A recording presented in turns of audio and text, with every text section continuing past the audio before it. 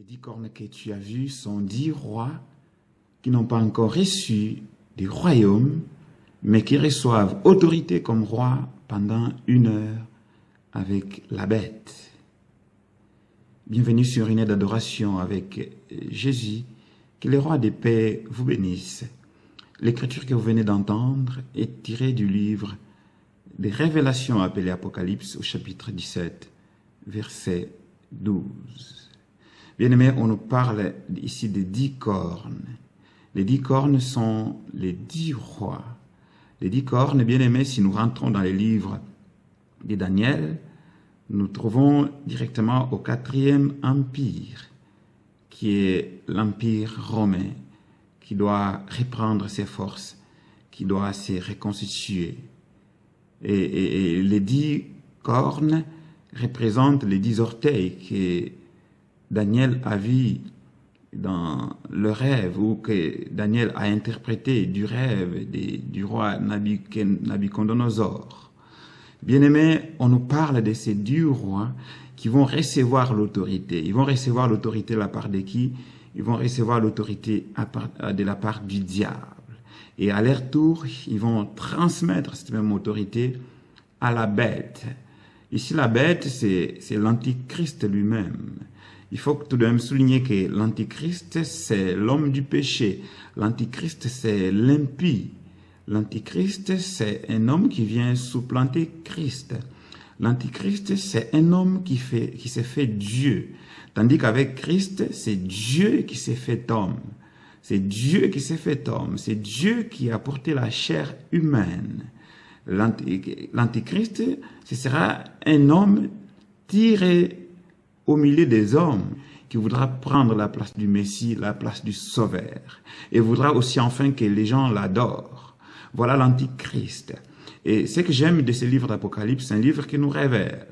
Mais on nous dit que le règne de l'antichrist sera tout simplement d'une ère, car il sera battu, il sera éliminé.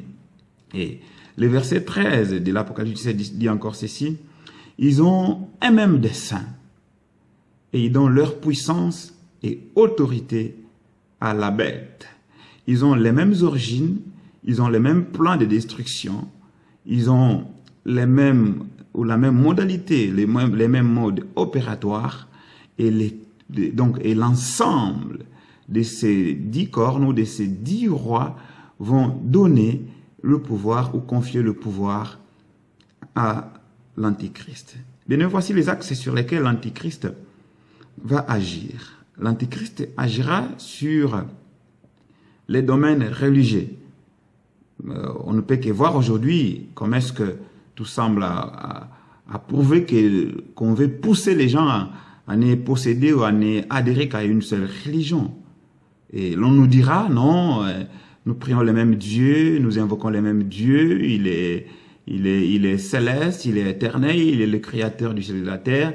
Ça ne sert à rien d'aller ailleurs, d'être chrétien, d'être musulman, d'être bouddhiste, d'être je ne sais quoi. Et ils voudront, à cette époque-là, rassembler tout le monde. Ça, c'est les premiers axes. Donc, l'axe de la religion. Il y aura une religion unique. Le deuxième axe, c'est le gouvernement mondial, le nouvel ordre mondial. George Bush en a parlé, du nouvel ordre mondial, père et fils. Nicolas Sarkozy en a parlé du nouvel ordre mondial. Tony Blair et bien d'autres dirigeants du monde ont déjà évoqué le fameux gouvernement mondial, le nouvel ordre mondial. Et ça, c'est le deuxième axe. Aujourd'hui, on peut entendre, par exemple, dans les bouches de plusieurs qui parlent de la mondialisation, de la globalisation, ils nous disent que le monde, c'est un village planétaire. Bien aimés, il y en a qui le font par inconscience, par ignorance, ne sachant pas que c'est un axe sur lequel l'antichrist s'appuiera. Le troisième axe et le dernier, c'est le domaine économique. On aura une économie mondiale. On ne peut que constater cela au travers des organismes de l'ONU comme étant le FMI, etc., le PAM, tout ça. Et ces choses, bien aimés, concourent au bien de l'Antichrist. Et les 10 rois évoqués ici vont effectivement donner le pouvoir à l'Antichrist. Mais au verset 14 de l'Apocalypse 17, la parole déclare, ils combattront contre l'agneau et l'agneau les vaincra parce qu'il est le Seigneur des seigneurs et le roi des rois. Et les appelés, les élus et les fidèles qui sont avec lui les vaincront aussi. Gloire soit rendue au Père bien-aimé. Ils combattront contre l'agneau, ils combattront contre l'agneau. Et ici, la parole déclare que l'agneau sera accompagné des élus. Et bien qu'ils vont terrasser le monde, bien qu'ils vont faire des signes spectaculaires dans le monde, bien qu'ils vont dominer le monde, l'Antichrist sera vaincu parce que son pouvoir va durer 1 heure. L'Antichrist sera vaincu. Et les faux prophètes seront vaincus. La bête sera vaincue. Les 10 rois, parce que bien qu'ils vont donner l'autorité à l'Antichrist, c'est un signe de soumission, ils seront aussi, quant à eux, vaincus. Bien-aimés, notre Dieu, il est le roi des rois et le Seigneur des seigneurs. Il est le Dieu des dieux et le Tout-Puissant. C'est bien lui qui a créé toutes choses. Il mettra fin aussi à toutes choses. Il mettra fin à toutes choses. Il mettra fin au règne de l'Antichrist. C'est pourquoi j'aimerais réconforter les chrétiens au travers du monde. Vous qui souffrez, vous qui êtes peut-être persécutés, vous qui vivez en Corée du Nord, je vous encourage et je prie afin que le Seigneur des gloires vous fortifie, le Seigneur des gloires vous rende capable de résister encore.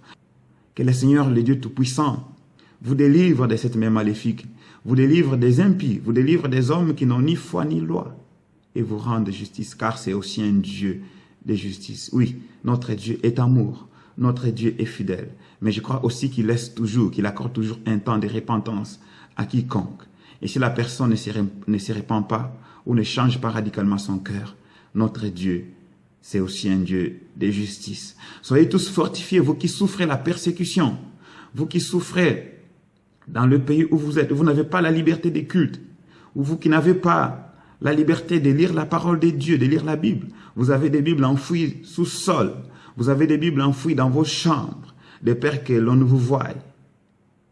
Bien-aimés, que la puissance du Saint-Esprit vous saisisse là où vous êtes, vous fortifie et vous console.